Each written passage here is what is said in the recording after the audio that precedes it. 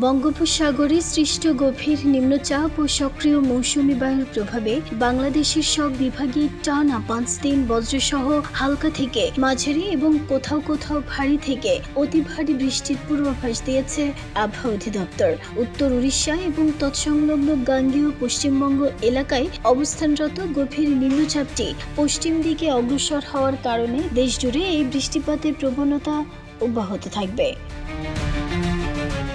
আবহাওয়া অফিস বলছে, পরবর্তী ২৪ ঘন্টায় রংপুর, ময়মনসিংহ ও সিলেট বিভাগের অনেক স্থানে এবং রাজশাহী, ঢাকা, খুলনা, বরিশাল ও চট্টগ্রাম বিভাগের কিছু স্থানে অস্থায়ী দমকা হাওয়া সহ ভারী বৃষ্টি বা বজ্রসহ বৃষ্টি হতে পারে।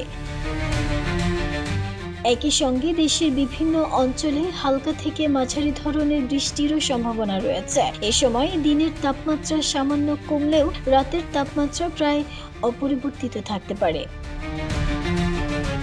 নাহিদা স্মৃতি, দেশ রূপান্তর।